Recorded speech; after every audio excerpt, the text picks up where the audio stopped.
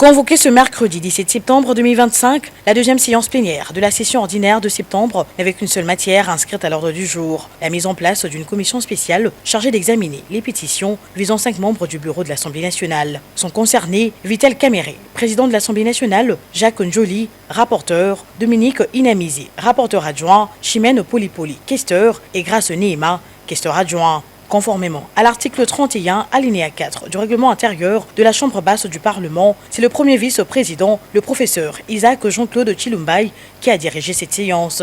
Dans son propos liminaire, il a procédé à la lecture d'une note technique émanant du service administratif de l'Assemblée nationale. Concerne la pétition initiée contre certains membres du bureau, conformément à l'objet ci-haut spécifié, il importe de préciser que les membres du bureau de l'Assemblée nationale sont élus individuellement pour la durée de la législature.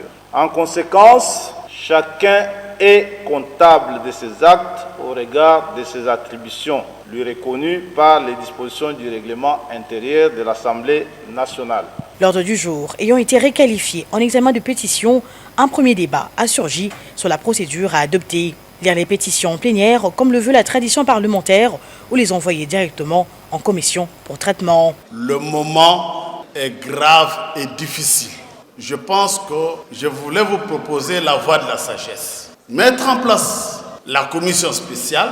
Les pétitionnaires vont présenter les pétitions à la commission. Nos collègues mis en cause vont présenter leurs moyens de défense à ce niveau-là.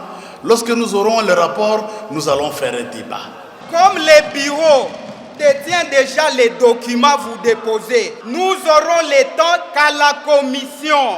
Ici, les documents se trouvent entre les mains du bureau à qui nous avons donné. Un second débat a suivi, cette fois-ci sur la nature de la commission à mettre en place. Une commission unique ou plusieurs commissions, certains députés estimant que chaque pétition étant individuelle, elle devrait être examinée séparément. Puisque les pétitions sont individuelles, est-ce que nous allons avoir ici une seule commission qui va étudier les 5 pétitions ou il nous faut avoir 5 commissions pour 5 pétitions? Nous avons l'urgence du temps.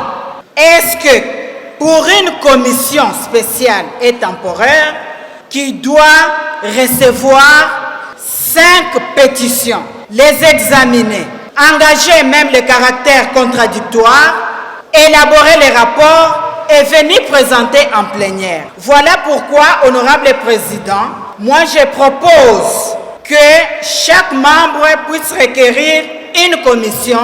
Entre ces confrontations, quelques élus ont rappelé que la situation sécuritaire à l'est du pays devrait primer sur toute autre préoccupation, estimant que la recherche de la paix méritait plus d'attention que la déchéance de certains membres du bureau. Je viens du front.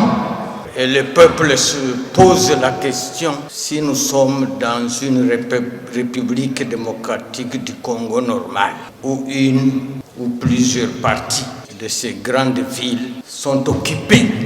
Et quand ce peuple nous regarde, il pense qu'on a en face de lui des inconscients. Il y a une urgence. L'urgence, c'est quoi? L'urgence, c'est la paix pour la République démocratique du Congo. L'urgence, honorable président, c'est la cessation d'hostilité à l'Est, honorable président. L'urgence, c'est le dialogue que les Congolais sont en train de chercher, honorable président. Les pétitions que nous sommes en train d'analyser aujourd'hui, honorable président, ne constituent qu'une distraction, honorable président. Après débat et délibération et sur base de l'article 31, alinéa 6 du règlement intérieur, l'Assemblée nationale a décidé de confier l'ensemble des pétitions à une seule commission spéciale et temporaire. Cette commission aura pour mission d'auditionner toutes les parties concernées et de présenter son rapport à l'Assemblée plénière dans un délai de 72 heures. Les questions liées à la recevabilité des pétitions, aux revendications des pétitionnaires ainsi qu'aux moyens de défense des membres du bureau seront donc examinées exclusivement en commission. À l'issue du dépôt séance tenante de la liste de représentants de groupes parlementaires appelés à y siéger, la dite commission débutera ses travaux le jeudi 18 septembre